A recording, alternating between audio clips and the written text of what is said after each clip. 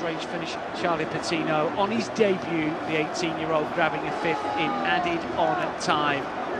Lots of good talking points, lots of ticks in the right boxes. The biggest one of all, of course, is Arsenal are through to the Carabao Cup semi-final. All the other quarter-final ties take place tomorrow. Stay with us on the Breakdown Live.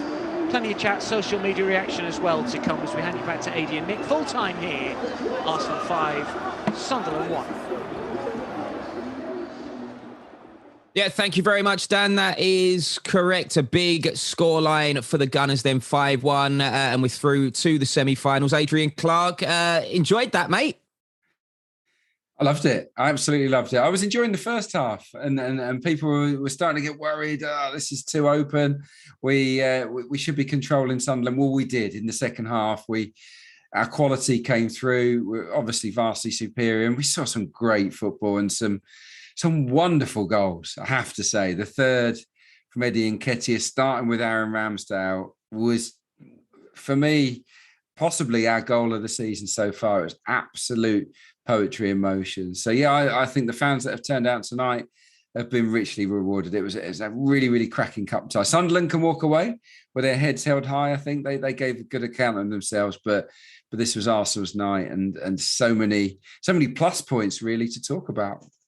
Yeah, I mean, it was a great performance all round by the team, but we touched on it in the pre-match. There would have been players in that starting 11 tonight that were like, this is my chance. I need to, prove that I've got what it takes to get into the first 11. And we're going to talk in more detail about Eddie in a few moments' time. But I think all round the pitch, there's problems for Mikel Arteta, but good problems. Definitely. Yes, what you want from games like this. You want to have good problems. You want to have players that step up and say, look, come and pick me. Don't forget about me. I can still deliver. And yeah, you can look all around the pitch. I think that Pepe in particular, with his 2 assists and with his goal has laid down a marker. He's just reminded everybody what good end product he can produce. I don't think he's as maybe consistent as the likes of Saka or Smith Rowe or even Ødegaard, but he has match-winning potential. I don't think there's any doubt about that. And even though he'll muck the odd thing up, he can deliver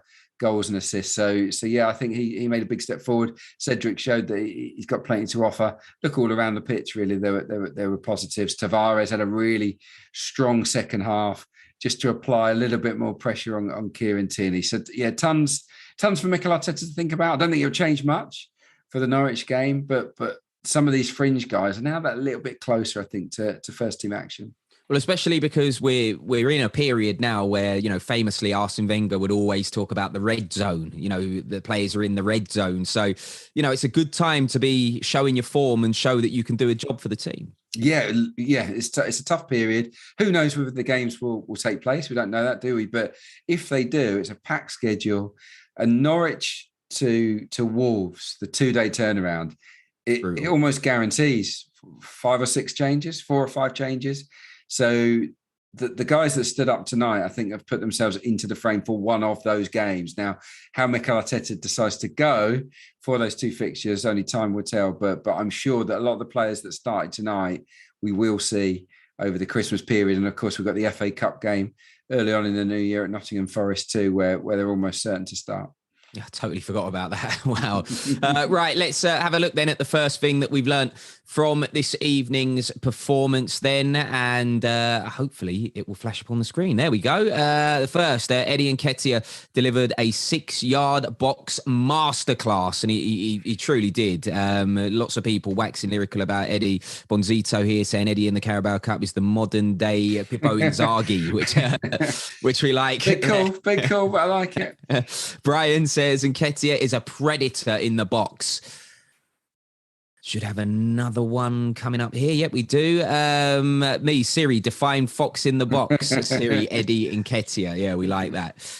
We very much like that. Eddie, absolutely flying, I think it's fair to say. Great performance all round from Eddie. Something I noticed, though, he seemed a bit business-like in his celebrations. I don't know whether it's just he doesn't want to get carried away because, it's League One opposition, or whether, the fact that he hasn't yet signed a new contract is looming large. Yeah, it's interesting. Yeah, do we see that one or not? I don't know. I don't think he did the phone thing. Nah, yeah, he was playing it down. It might be. It might be that he's a little bit fed up that he's not had that much first team action, but he's answered the manager, hasn't he?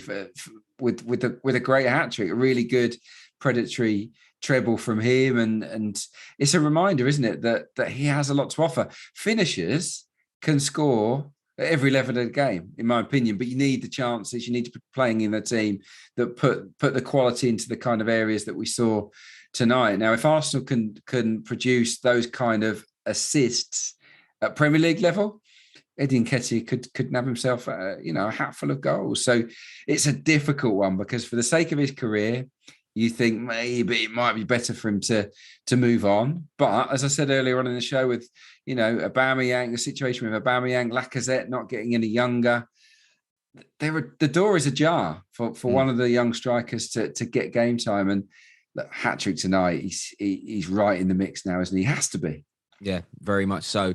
Right, let's have a look then at the second thing that we've learned from this evening's performance then, Clarkie. And I can tell you the second thing is this. Our wing play was way too hot for the Black Cats to handle. Yeah, we really owned that part of the pitch, that's for sure. Al Clark. No relation to you, but by any chance? No, actually, my brother is Alex Clark. Right. Oh, wow. Definitely not him. It's definitely not him. You might have a burner account. We don't know. Sunderland left back tying his bootlaces together for the last 15 minutes. Sounds like something you'd say, to be fair. El Mazeo says Pepe bossing the right wing like never before. And then Smalls here saying, Tavares is so fearless. I love it. He'll develop into a beast wing back. So lots of love.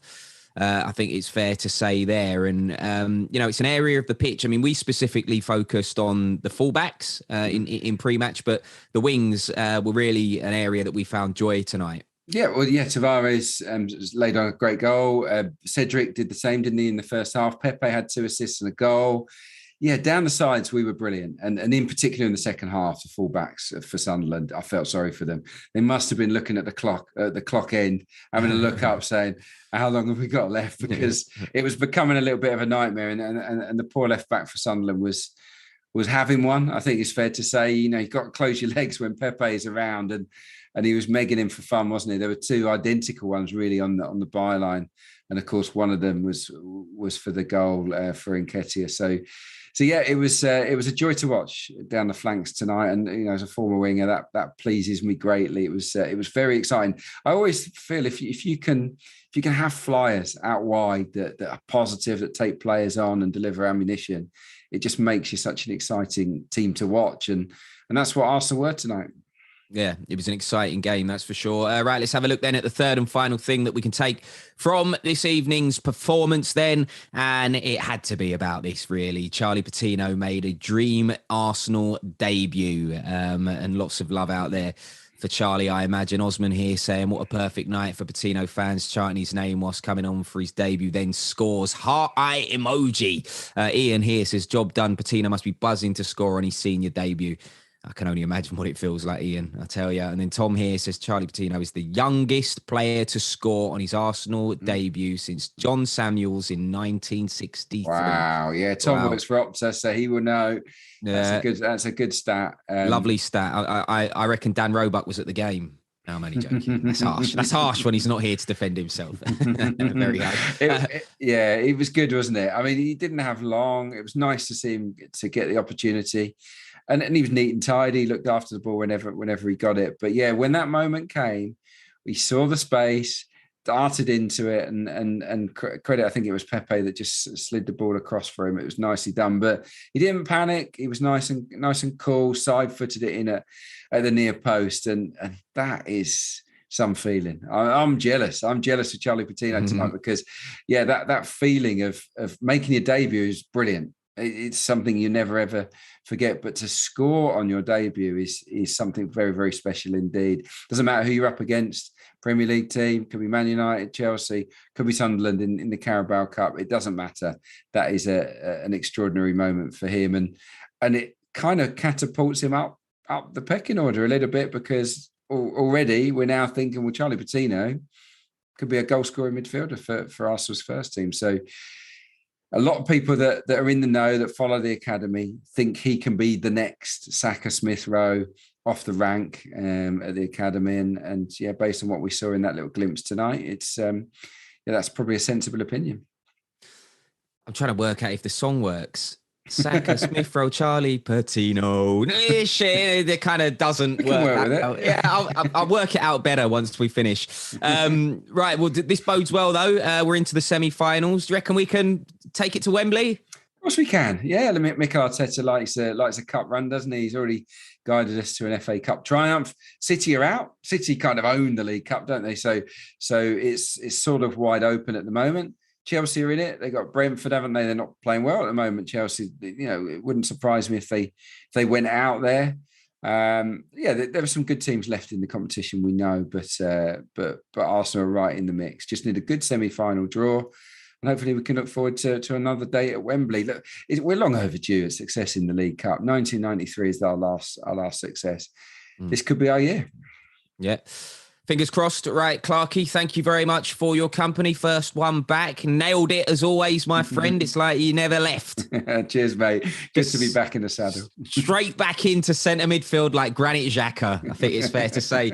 Right, Merry Christmas to you as well, mate. Have a good one with you. Yeah, and to you and to all the listeners and viewers. Have a great Christmas wherever you are.